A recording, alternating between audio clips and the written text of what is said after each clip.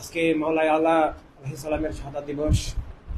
মাওলানা আলা আলাইহিস সালামের শাহাদাত দিবস, ইমাম আকবর হাসান আলাইহিস সালামের শাহাদাত দিবস, ইমাম আকবর হুসাইন আলাইহিস সালামের শাহাদাত দিবস। এগুলো শব্দগুলো নিতেও আমাদের বুক কাঁপে, কিন্তু বাস্তবতা এটাই যে হককে উৎখাত করার জন্য, হকের খেলাফত উৎখাত করার জন্য, বাতিলকে কায়েম করার জন্য, বাতিলের মুলকিয়ত কায়েম করার জন্য বাতিলরা এই শাহাদাতগুলো ঘটিয়েছে।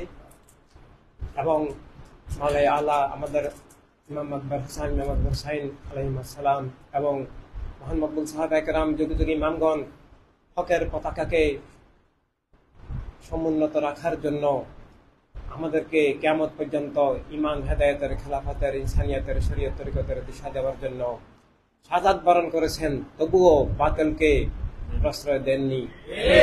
এভাবে আমরা তাদের গোলাম হিসাবে হকের ধারাকে এগিয়ে নিতে হবে, হকের খেলাফতকে কায়েম করতে হবে। যারা ইমাম আকবর হাসান হুসাইন আলাইহিস সালামকে, মাওলানা আলাকে, মকবুল সাহাবা কেরামকে হত্যা করেছে, তারা সরাসরি ইসলামের বিরুদ্ধে কিছু বলেনি। তারা আসল ইসলামকে উৎখাত করার জন্য, ভুয়া নকল ইসলামকে কায়েম রাখার জন্য এই মুনাফিকি চক্র খেলাফতকেই বেছে নিয়েছে উৎখাত করার জন্য। হক কখনো যেমন বাতিলকে কবুল করে না, বাতিলকে সহ্য করতে পারে না, হক যেমন বাতিলকে সার্টিফাই করতে পারে না, বাতিলকে কখনোই সমর্থন করতে পারে না। এবং হকের চরিত্রই হলো বাতিলকে উৎখাত করা, তেমন ভাবে বাতিলের চরিত্র হলো হককে উৎখাত করা। বাতিল কখনো হককে সহ্য করতে পারে না, তবে পদ্ধতি বেশ কম আছে। হকের ধারা জ্ঞানের মাধ্যমে, ভালোবাসার মাধ্যমে, ইনসানিয়তের মাধ্যমে হক কায়েম, বাতিল উৎখাতের সর্বাত্মক চেষ্টা চালায়।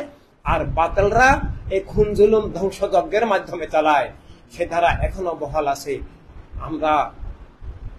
আমরা আল্লাহ হাবিবের প্রেমে সর্বাত্মক উৎসর্গীকৃত হয়ে খোলাফায়ে রাশিদিন, মকবুল সাহাবায়ে কেরাম, আইম্মায়ে কেরাম, আউলিয়া কেরামের শাহাদাতের আমানত, আহলে রাসূল আলাইহিস সালামের শাহাদাতের আমানতকে রক্ষা করতে হবে। আর সেটা আল্লাহ হাবিবের প্রেমে সর্বাত্মক উৎসর্গীকৃত হওয়ার মাধ্যমে, খেলাফত কায়েম, মুলকিয়ত উৎখাতের মাধ্যমে।